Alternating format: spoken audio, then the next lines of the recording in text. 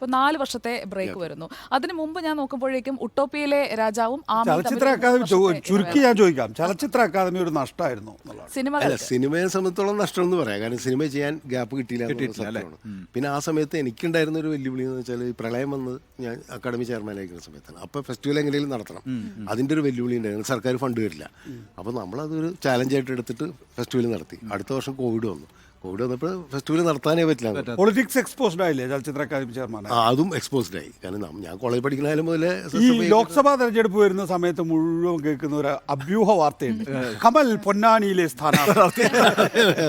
ശരിക്കും മത്സരിക്കാൻ ആഗ്രഹിച്ചിട്ടില്ല? ഇല്ല, ആഗ്രഹിച്ചില്ല. അതിന് കാരണം വെച്ചാൽ എനിക്ക് പൊന്നാനിയായിട്ടൊരു ബന്ധമുണ്ട്. എൻ്റെ വൈഫ് പൊന്നാനി MES കോളേജിൽ ഇംഗ്ലീഷ് ലെക്ചറായിരുന്നു. അവിടെ നിന്നാണ് തുടങ്ങുന്നത്. ഞങ്ങൾ അന്ന് വൈഫിന് ജോലി കിട്ടിയിട്ട് ഞാൻ കല്യാണം കഴിഞ്ഞ ഉടനെയാണ് ഞങ്ങൾ പൊന്നാനി പോയി താമസിക്കുന്നു. ഒരു 6 വർഷം ഞാൻ അവിടെയായിരുന്നു, വാടകയ്ക്ക് താമസിക്കുകയായിരുന്നു. അപ്പോൾ ഈ പൊന്നാനിയിലുണ്ടായിരുന്ന ഒരു കൾച്ചറൽ ഒരു കണക്ഷൻസ് ഉണ്ടല്ലോ, അവിടുത്തെ ഇടതുപക്ഷ ആൾക്കാരൊക്കെ ആയിട്ടുള്ളൊരു ബന്ധമൊക്കെ ആയിട്ട് അവിടെ ഞാൻ കുറച്ച് പോപ്പുലറായിരുന്നു. അപ്പോഴാണ് എൻ്റെ ആദ്യത്തെ സിനിമ ഉണ്ണികളൊക്കെ ചെയ്യുന്ന സമയത്ത് ഞാൻ പൊന്നാനിയിലാണ്. പിന്നെ അതിനുശേഷം അവിടെ നിന്ന് വന്ന് വൈഫിന് കൊടുങ്ങല്ലൂർ കോളേജിൽ കിട്ടി. ഞങ്ങൾ പിന്നെ കൊടുങ്ങല്ലൂർ സെറ്റിൽ ചെയ്തു. പക്ഷേ പൊന്നാനിയായിട്ടുള്ള ബന്ധം വന്നപ്പോഴാണ് അന്ന് പൊന്നാനിയിൽ മത്സരിക്കാൻ ഒരു ഇടത് സ്വതന്ത്രൻ അന്വേഷിച്ചിട്ട് നടക്കും. CPIയുടെ ഒക്കെ അവിടുത്തെ അറിയാലോ, CPI ആണ്.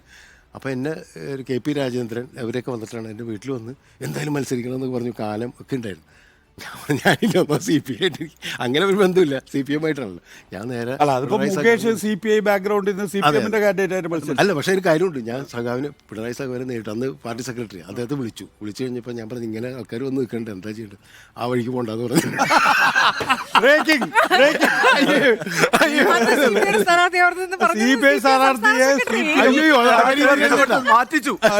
അല്ല, ആ രീതിയിൽ അർത്ഥത്തിലല്ല. ചോദ്യമില്ല, പറഞ്ഞു പോയി.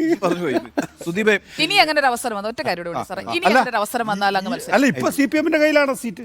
അല്ല, ആണ്, എനിക്കറിയാം. അല്ല, എനിക്ക് CPIയോട് വിരോധമില്ല. കാരണം കൊടുങ്ങല്ലൂർ CPIയുടെ കേന്ദ്രമാണല്ലോ. നമുക്ക് VK രാജൻ പഴയ കൃഷിമന്ത്രിയൊക്കെ, അദ്ദേഹമായിട്ട് എനിക്ക് വളരെ വ്യക്തിപരമായിട്ട് ബന്ധമുള്ള ഒരാളാണ്. CPIയുടെ ഏറ്റവും അടുത്ത ബന്ധമുള്ള ആളാണ് കൊടുങ്ങല്ലൂർ. VK രാജൻ ഒരു ഡൈനാമിക് ആയിട്ടുള്ള ഒരു പേഴ്സണാലിറ്റി അല്ല. അപ്പോൾ അതുകൊണ്ട് ആ രീതിയിലല്ല ഇതിൻ്റെ അർത്ഥത്തിൽ. അദ്ദേഹം പറഞ്ഞതെന്ന് വെച്ച് കഴിഞ്ഞാൽ അന്ന് ഒരു ഇഷ്യൂ ഒക്കെ ഉണ്ടായിരുന്നില്ല, ഓർമ്മയില്ല, ഹുസൈൻ അടത്താണിയായിരുന്നു പിന്നെ മത്സരം. പിന്നെ അപ്പോൾ അതുകൊണ്ടാണ് എന്നോട് ആ വഴിക്ക് പോകണ്ടെന്ന് പറഞ്ഞത്, വേറെ ഒന്നും ഉണ്ടായിട്ടല്ല. ഈ സുദീപിന്റെ രാഷ്ട്രീയമൊന്നുമില്ലേ? സുദീപ് വളരെ പൊളിറ്റിക്കലാണ്. സുദീപ് ചിത്രയുടെ കാര്യത്തിൽ വളരെ ശക്തമായ നിലപാടെടുത്തു. ഞാൻ ആ കാര്യത്തിൽ ഞാൻ താങ്കളുടെ നിലപാടിനെ ഞാൻ അത് കണ്ടിരുന്നു.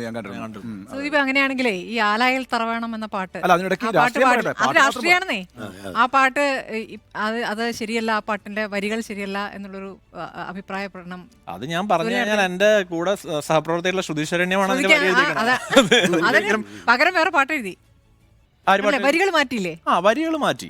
അത് ആക്ച്വലി ആ പാട്ട് അവരത് മാറ്റി അത് ചിത്രീകരിക്കുന്ന സമയത്ത് ഞാൻ അവരുടെ കൂടെ ഉണ്ട്. സൂരജിന്റെയും ശ്രുതിയുടെ രണ്ടുപേരുടെയും കൂടെ ഞാനുണ്ട്. പക്ഷെ അത് ഞാൻ പറയുന്നത് വെച്ചാൽ എല്ലാ തരം ഇപ്പം ഞാൻ ഈ ചെയ്യുന്ന പോലെ തന്നെയുള്ളൂ അത്.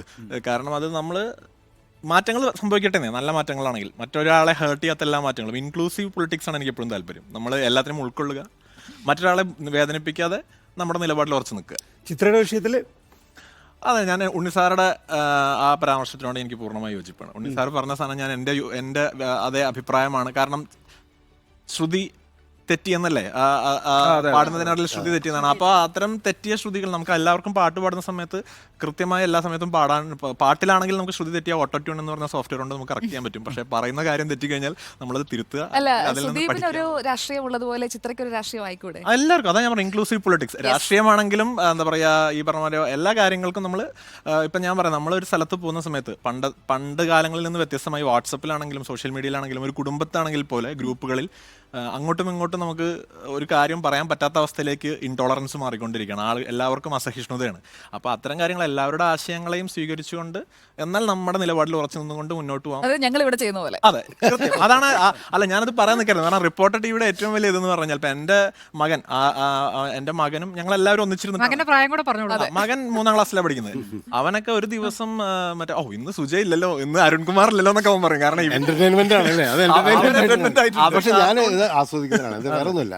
കാരണം ഈ പറഞ്ഞ ഇൻക്ലൂസീവ് പൊളിറ്റിക്സ് ആണ്. നിങ്ങളുടെ അഭിപ്രായങ്ങൾ പറയുന്നു, പരസ്പരം ഇത് ചെയ്യുന്നു, അത് കൃത്യമായിട്ട് അനലൈസ് ചെയ്ത് പറയുന്നുണ്ട്. വളരെ ക്ലിയർ ആയിട്ട് പറയുന്നുണ്ട് അല്ലേ. ഇവിടുത്തെ പരസ്പരം നിങ്ങൾ അടികൂടുന്നുണ്ടെങ്കിൽ പോലും അതിനപ്പുറം നല്ല സൗഹൃദമായി മുന്നോട്ട് പോകും അല്ലേ. അതാണ് നമ്മൾ ഇന്ത്യ മഹാരാജ്യത്തിൽ നിന്ന് ആഗ്രഹിക്കുന്നത്. അതാണ് ആഗ്രഹിക്കുന്നത്.